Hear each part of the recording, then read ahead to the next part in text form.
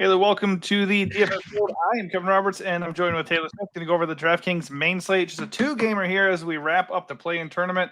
The goal here is to help you win. If we do anything that helps you, hit the like button, subscribe to the channel, and come check out our Patreon. Just $5.99 a month to cover to get access to everything that we have to offer. Speaking of which, we're not doing an MLB video today, so you might want to go there even more so, just to catch Taylor's picks and stacks for the main slate. All right, let's get into it. We have the point guard position here. Trae Young leading the way with a 50-point fantasy projection, despite being 8.8K. Seems almost trappy here against the Heat, but I don't see a way I don't play Trae Young here. What about you? Yeah, he's just way underpriced. He was like 10K at the end of the season, and now he's 8,800 for no reason. So played 40 minutes the other night in a blowout loss. I don't know if they're going to win. I don't love the matchup, but he's just underpriced. So going to be extreme chalk, but it's kind of hard to get away from. Like the ceiling at that price is just way too high to ignore. Yeah, I totally agree. Certainly, you can make an argument to pivot for $300 more to Hero or to drop down by $400 to Ja Morant. Of course, you can pair him with either of those guys too, because they also are kind of mispriced. I just think when you look at just sheer value and ceiling, like Trae is just good chalk. I'm going to eat that chalk. But Hero and Morant, they are there. Do you want to pay up for those guys at all, or are you kind of with the ownership right now? I prefer Hero to Morant, even though he's the more expensive of the two. I think the matchup against Atlanta is just a really good one. He's going to have to deal with Dyson Daniels, which is ideal, but overall, good game environment. I think they are slight favorites in this one on the road, so I like them both. Like 84 for Morant's a bit light.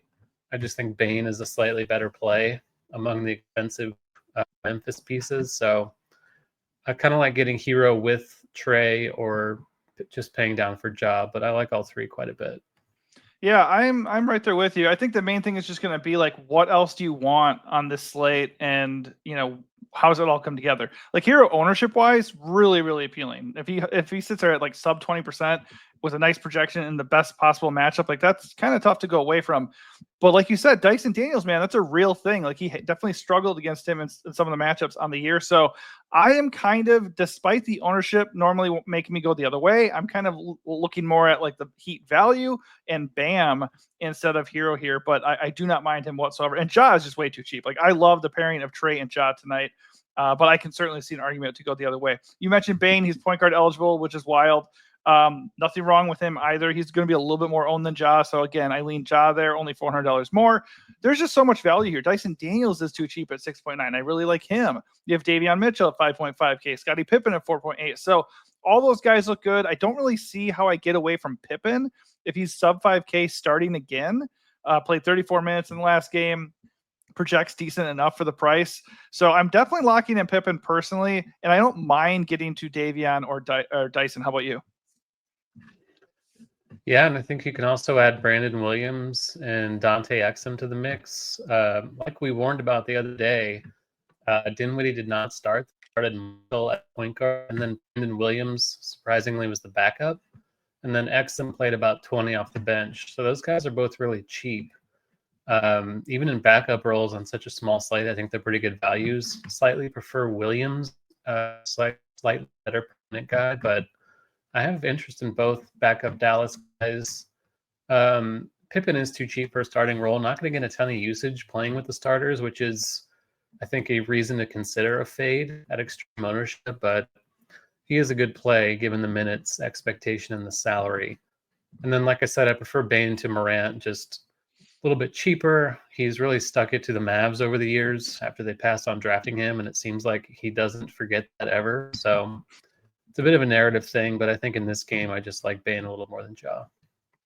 Yeah, totally fair. And then just to round it out, Terrence Mann, Alec Burks, they are going to get some minutes. I don't feel great about either of them, but they are there and should remain in your player pool if you're looking to get some studs up top. Over shooting guard, Bane is the best option there, and the ownership suggests that. I think just comparing him versus Dyson Daniels, I think Dyson Daniels looks better, cheaper, similar projection. He's going to be a little bit more owned, but they're both chalky on 2-game slates, so I don't really care. Karis LeVert looks solid at 4.6K.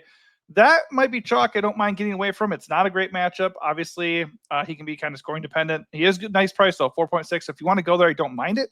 Clay Thompson, once again, it's Clay versus Herder all over again here. Clay versus Levert, that he's actually going to be, way, way, way less owned like he currently is compared to Levert. I think Clay is a little bit more appealing at 5.1. Yeah, Clay's a little more shooting dependent. So if he has an off night, he's not going to do anything for you. I think the ownership is a good case to play Clay over Levert, but Levert should get the minutes. He's cheap, shooting guard, small forward, didn't shoot well the other night and still put up an okay score. So that's chalk I don't mind. I prefer it to have been among the kind of chalky punt values as of now. Yeah, and that's fair, just because the rest of the value here at shooting guard is pretty ghastly. Like, Examiri touchdown, like, okay, Burks, okay. You can take a shot on Christie, Kennard, Duncan Robinson. It's just they're all quite volatile. None of them are guaranteed more than 20 minutes, so you're definitely rolling the dice. Is anybody out there in that group the one that you feel a lot better about than the others? Levert, I just think he's the highest upside of that group. The minutes are fine. So like Thompson and Exum would be next, but I think Levert's the one I feel the best about. Okay. All right. Moving on to small forward here. Andrew Wiggins leads the way. Price went up by $600. Still looks really good here. I was underweight on him the other day, and that worked out horribly because he had 44 fantasy points and 7K. He's probably going to work out again just because the Hawks are a really good matchup. He's got a big role, big minutes, but he's going to be like kind of owned here. At 33% is not egregious, so I don't mind eating it. But somebody like PJ Washington is $600 less and feels like a little bit better at way lower ownership. I'm okay with both, but right now I have a PJ lean. Yeah, PJ got there the other night and didn't even shoot well. So I do think he's a good play again tonight, assuming he's going to be low-ish owned. Wiggins is the better play, though. Like, I'd be inclined to eat that chalk given the matchup. And then cheaper stuff like Marshall, again, started at point guard, didn't really get the assists or anything, but he has the potential to do it. If he's going to get the minutes, he's still underpriced for that role. That is the last game of the two. So keep an eye on lineups. If he starts again, I have a ton of interest. And if he doesn't, then he could be overowned. But I think Marshall is just a really good play who's kind of flying under the radar a little bit. Yeah, unless you're pairing them, you could just go into that situation playing for Najee, and then if he doesn't start, just pivot to Clay maybe, and just wait until that game is about to start. Or Dinwiddie. Like if Dinwiddie randomly starts out of nowhere, then he's a really good play that no one's going to be right. Yep, good call.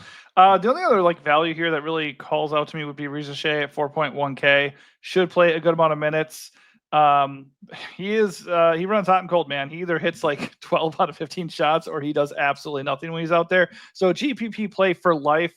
He is coming at monster ownership. So if he's going to be that owned, I do not mind finding another value and hoping he does as poorly as he did in the last game. What are you thinking there? Yeah, I don't mind pivoting that to Niang or Man among the cheap Atlanta pieces. Like Levert's going to be owned, so that's not really a pivot.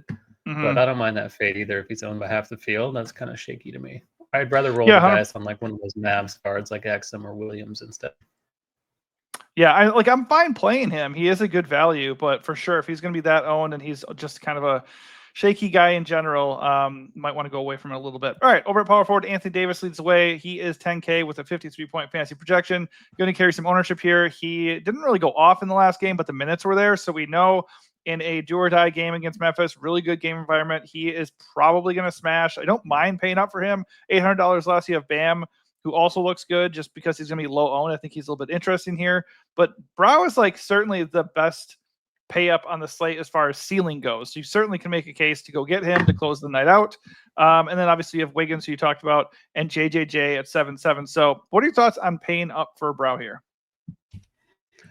Yeah, I prefer Jay in the point guard thing over AD if I'm playing one lineup, but certainly a great play. Most expensive guy on the slate. Fine enough spot against Memphis, who plays big. So not concerned about the minutes. He's an awesome play. I'm inclined to get him if I can, but I don't think he's a must. I think Trey is someone I'd rather have if I'm just building one lineup.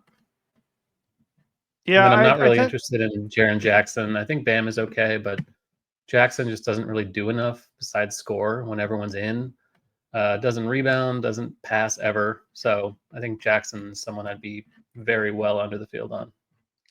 Yeah, I think in a 2-game slate, you need Brow to nuke considerably to really pay that off. And just like you said, Hero, Trey, Ja, even Bane, like those guys are just really, really good values by comparison. So right now, I'm living in the guards section. Some guys we already touched on. Then Santi Aldama, Santi Hive season, 4.7K. If he can hit his shots and not hold the ball for 6 seconds when he's trying to pass it in to win the game or tie the game, he looks pretty good. Like I like him a lot as a turning play. 29% ownership on a 2-game slate. That's not that bad. I think he's a really good play. Yeah, totally agree. I think he'll be higher owned than he was the other day, but no issue with it. Nuclear ceiling, good matchup, obviously, against Dallas. So Aldama is one of my favorite kind of mid-range plays on the slate at any position. Yeah. One other guy to touch here, though, Mohamed Gay did end up starting in the last game, played 25 minutes. If we can get 25 minutes of him at this price, is he not a lock? He's not a lock because he's a bad per minute guy, but the minutes are there. He's cheap, like a good Ricochet pivot for sure if Ricochet is higher owned. But I also like Niang for 3.6. Yes. Like the minutes are pretty reliable. If he's hitting his shots, he's another guy that has a ceiling. So I think Niang I prefer to Gay, but both are totally fine. Yeah, they all are pulling a little bit of ownership, so I guess we can look a little bit closer to lock and see where those numbers are falling. All right, over at center, we have Brow there, Bam there, JJJ. The only person we haven't really touched about, or only 2 guys, are Nyeka Kongwu and Edie. Once again, Edie's price did hike here, 6.2K, but I love him here. I was a little bit hesitant in the first game, but the reality is they are going to need his size against Anthony Davis. He's going to play 30 to 35 minutes again, and he is a great per minute guy, so that is chalk. I do not mind eating. Where are you at on Edie? Yeah, I mean the sites are too slow to price him up. So until he's priced appropriately, I'll just keep playing him. He's been playing 30 plus minutes a game under the new coach. They have no inclination to bench him. So just going to keep riding the wave. Good per minute guy. They need size against Dallas. The whole thing makes sense. Kongwu's okay. I don't mind shuffling in guys like Gafford and Lively in tournaments. Just both are going to play around 20 minutes, but both are good per minute also. Not going to be owned either. I think Lively is the easier one to get to. Gafford's like 6K-ish on DK, which is a bit steep, but really good tournament plays that aren't going to be owned at all. Yeah, for sure. Certainly not priorities for me, but they're not going to be owned, so there is that. Like you're talking about the ownership thing. Like A is like 4K, 33% owned. Lively, $500 more. Really could end up looking at a similar situation, and yet he could be completely unknown to close up the slate. All right, that does it for the position by position breakdown. Let's end with our strategy and flag plant of the night. Yeah, I think I'm paying up at guard. So Trae Young close to a lock at that price, and then my other favorite one's Bane. I think I'll plant him over John Morant, and then I don't mind paying down for like Edie, Niang, Aldama, stuff like that. Yeah, I think we're pretty aligned here. I think the big thing is I'm just not super psyched to go pay 10K for Brow. Like everybody else here is a better value by comparison. Like I don't know necessarily if I have to go stuff in Hero or anything. I think if I was going to go over on an ownership right now, it would be Bam, just because I think the matchup sets up far better for him. Like if Dyson Daniels does lock down Hero, we're going to see Davion pop, maybe Duncan Robinson pop, and Bam, of course, has a big ceiling here for sure against the Hawks. So that's where I'm at, and just really just attacking value on this slate and then looking to see where the ownership gaps are. Like Dyson Daniels right now, I guess he is pretty owned at 54%, but just anything like that where a guy is an obvious value and really isn't owned enough is where I'll be. All right, that does it for us. Hopefully this helps you out. If it does, hit the like button, subscribe to the channel, and also come check out our Patreon, just $5.99 a month for everything we have to offer, and it grants you access to our Discord as well. All right, thanks for watching, and good luck.